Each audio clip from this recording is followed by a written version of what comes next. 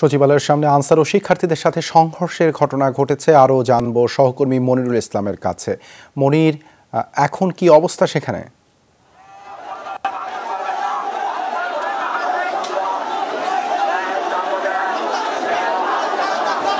দর্শক, আপনারা দেখতে পাচ্ছেন যে সচিবালয়ের সামনে এখনো উত্তপ্ত পরিবেশ। দফায় দফায় সংঘর্ষ হয়েছে এবং সংঘর্ষের পরে সেনা সদস্যরা এই মুহূর্তে তারা এই দুই পক্ষকে শান্ত করার চেষ্টা করছেন। সময়টা দৌড়াবে। প্রাণডাল মুঠোয় মুঠোয় সময় পার। কিন্তু আসলে শিক্ষার্থীরা এখনো আসলে শান্ত হননি।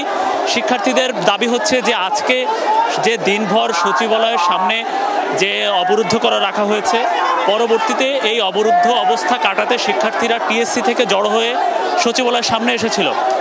পরবর্তীতে আমরাও দেখেছি এবং শিক্ষার্থীদের যে অভিযোগ সেটা হচ্ছে যে তাদের উপরে ইট পাটকেল নিক্ষেপ করা হয়েছে, লাঠিসোঁটা নিয়ে তাদের উপর হামলা চালানো হয়েছে। আমরা এখানে 9টার পরে বেশ কয়েক রাউন্ড গুলিও ছুটতে দেখেছি সচিবালয় অংশ থেকে।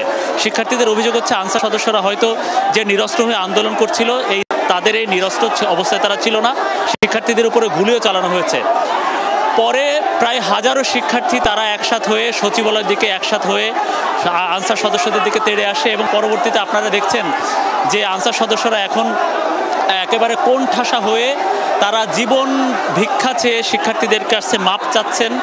তারা ইউনিফর্ম খুলে শিক্ষার্থীদেরকে দিয়ে দিয়েছেন যে তারা আর সংঘর্ষে জড়াবেন না, শিক্ষার্থীদের সাথে কোনো ঝামেলা করবেন না। আমরা দেখেছি যে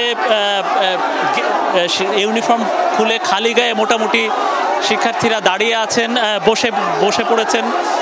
এদিকে এই যে আনসারদেরকে নিবৃত করতে এবং শিক্ষার্থীদেরকে নিবৃত করতে বিপুল পরিমাণ সেনা সদস্য এখানে মোতায়েন হয়েছে এবং তারা এখানে দুপক্ষকে শান্ত করছে।